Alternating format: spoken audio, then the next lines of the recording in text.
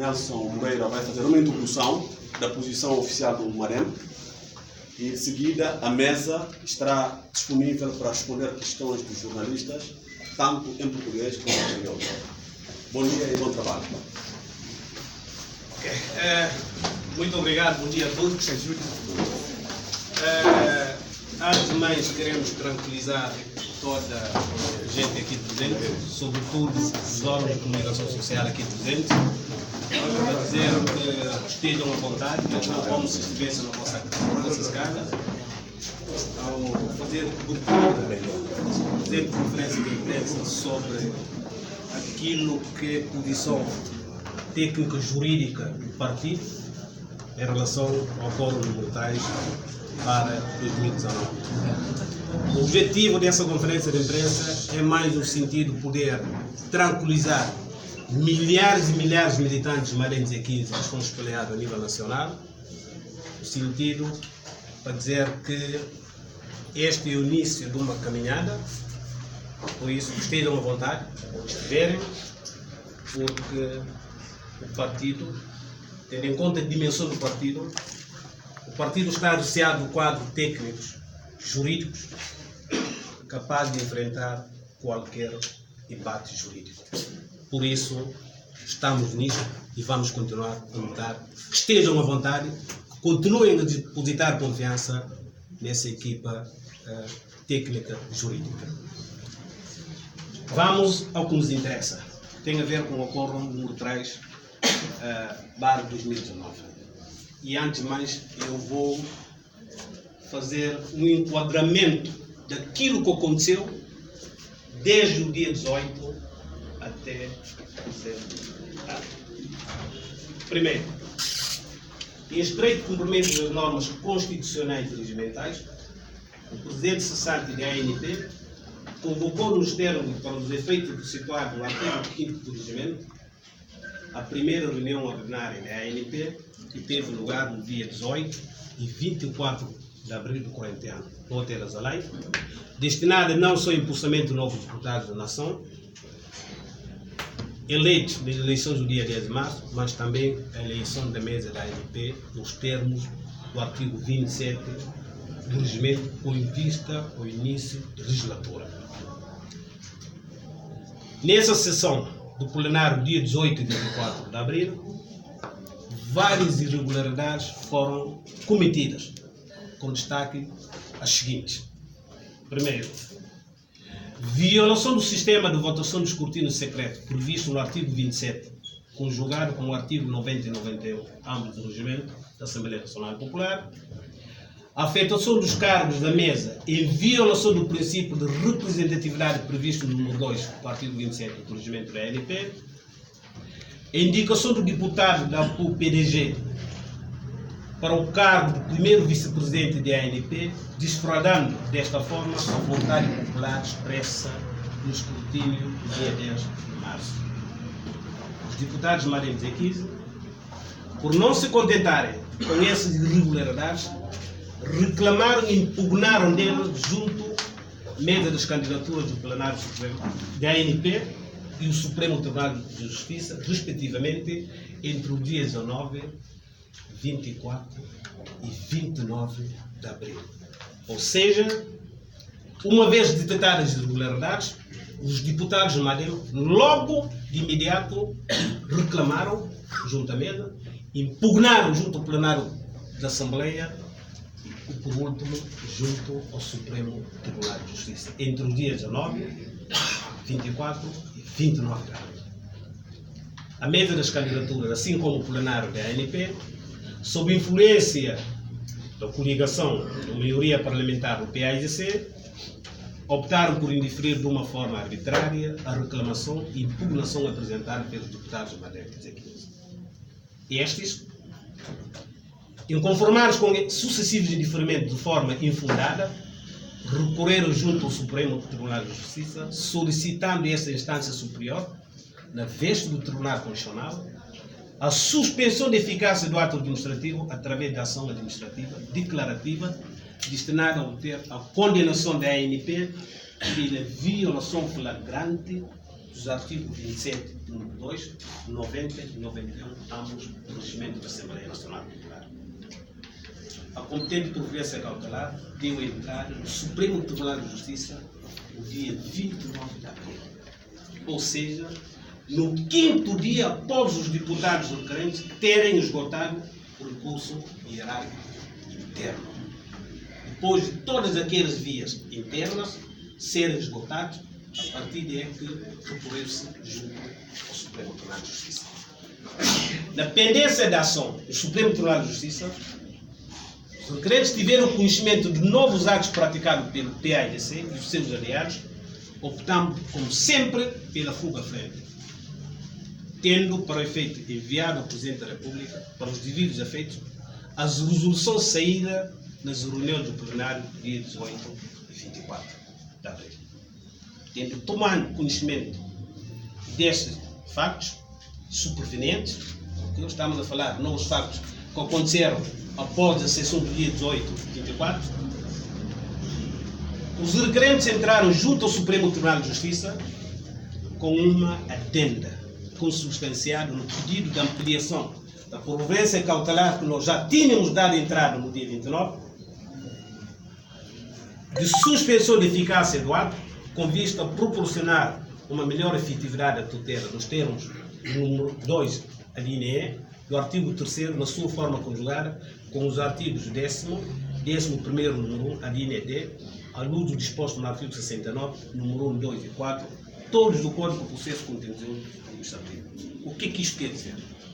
Depois de tomarmos conhecimento de alguns factos supervenientes, sobretudo este aqui que eu referenciei, do envio de resolução saída da reunião do dia 18 e 24 ao Presidente da República, com vista ao início do processo de audição e de formação do Governo, nós, por se tratar de factos supervenientes, entramos com um pedido de ampliação da providência cautelar.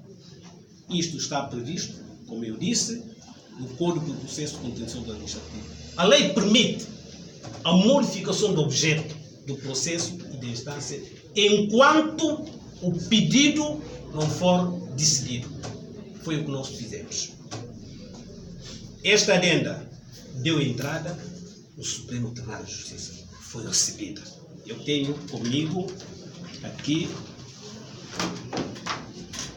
a medida adenda que nós fizemos com vista a cautelar esses factos supervenientes praticados pela Assembleia Nacional Popular. Ato contínuo. Ainda nesta mesma adenda, que é esta aqui, foi suscitada a questão de incidente de inconstitucionalidade, obrigo do artigo 126 da Constituição e 302 seguintes do Código de Processo Civil aplicado sobre sociedade.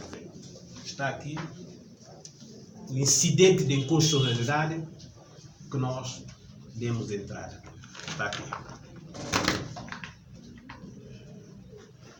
A referir adenda de ampliação do pedido, ou melhor dizendo, a sua modificação, deu entrada na Secretaria do Supremo Tribunal, como eu disse, no dia 13 de maio. Ontem, 15 de maio, por volta das 15h20, fomos surpreendidos com uma nova notificação do Acordo número 3/2019, de 14 de maio, proferido nos autos desta providência. No acordo em referência, o plenário do Supremo Tribunal de Justiça, uma vez concluída a apreciação dos factos levantados pelo requerente e feita a qualificação jurídica dos mesmos, esta instância decidiu, rejeitando liminarmente o requerimento da providência cautelar com os seguintes argumentos. Esta é a parte aqui que nos interessa. Primeiro, o Supremo Tribunal de Justiça classifica de atos administrativos os atos praticados pela Comissão de Candidatura da ANP, pelo que deve estes sujeitar-se à impugnação via recurso contencioso, sendo aplicável subsidiariamente ao regime do contencioso eleitoral dos órgãos de soberania, eleições legislativas e presidenciais, nos termos do artigo 140 e seguintes da lei eleitoral, sendo este o caminho, no entendimento do Supremo Tribunal de Justiça, que o requerente de Madem deveria recorrer. Para tal, alega o Supremo Tribunal de Justiça O prazo para impugnação é de 48 horas, dada a natureza célere simplificada dos atos eleitorais. Falsa questão. Vocês podem me perguntar por que eu disse falsa questão. Esta parte permite-me, senhores jornalistas, eu vou ter que explicar isto em melhor, para as pessoas melhor perceberem isto.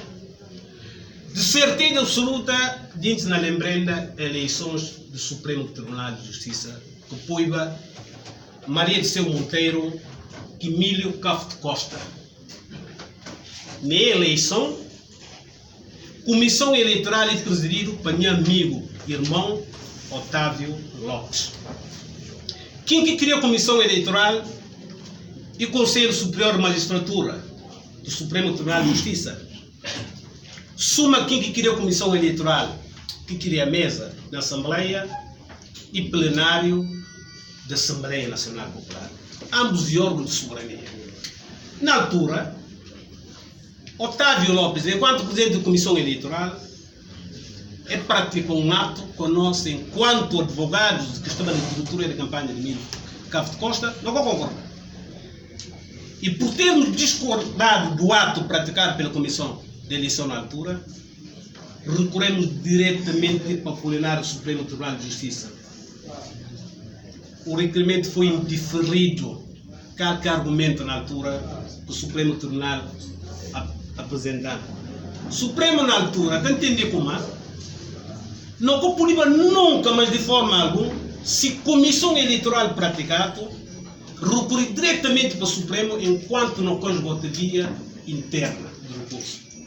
Ou seja, não tinha para recorrer para a Comissão Eleitoral de praticado, só depois que não podia ir diretamente para o Supremo Tribunal de Justiça.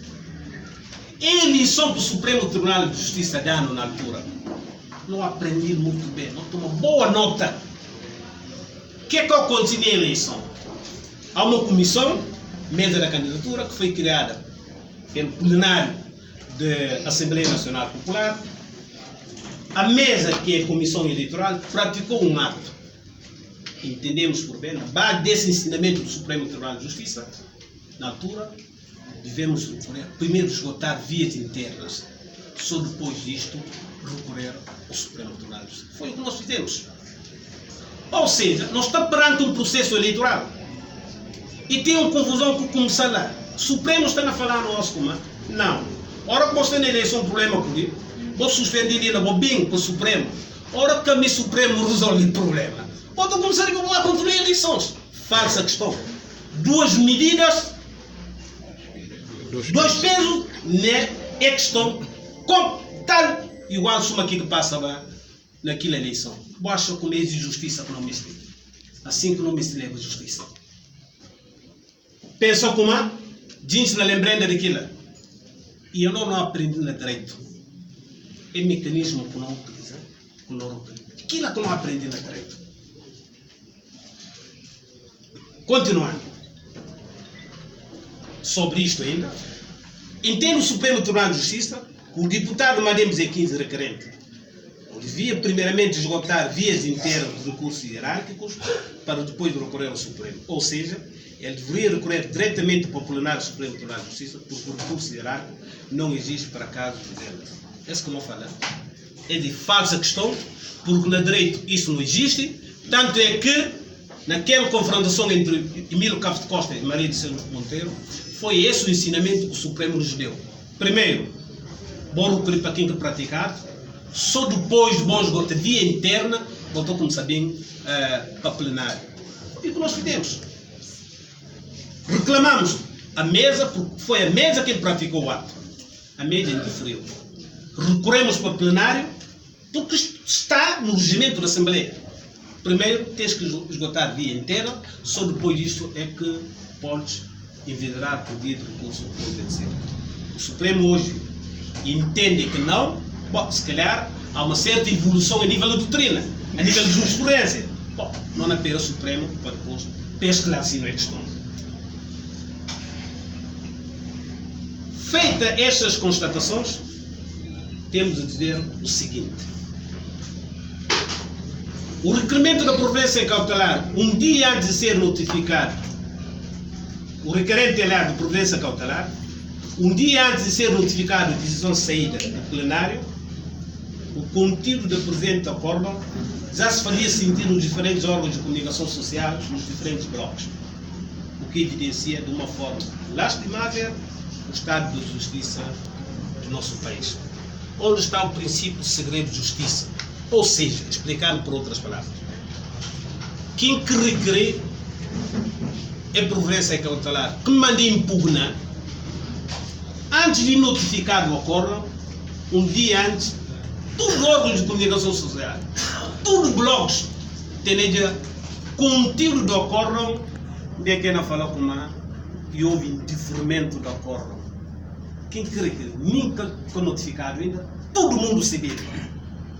Aquilo que não aponta, princípio basilar de direito, de justiça, que não está falando de segredo de justiça, onde é que aquilo está nela.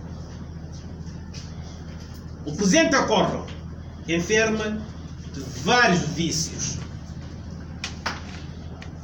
Podemos ver o artigo 156, 157 e 668, ambos do Código de Processo Civil, entre os quais destacam-se os seguintes: vícios que não detectam no acórdão. Primeiro, é uma nulidade, por não estar assinado por todos os que participaram da discussão dos fatos no plenário e, consequentemente, na votação. Artigo 668, número 1, a linha A do Código de Processo Civil, para contar no claro. Não obtener acórdão de nós, na altura, primeiro, e melhor, não referência esse, não referência esse, o último acórdão, de certeza, se vão lembrar, em relação à questão de resultados eleitorais, que não recorri para o Supremo, esse é o acórdão do Supremo. Tudo está assinado pelos juízes que participam na discussão e na votação. Tudo, sem exceção.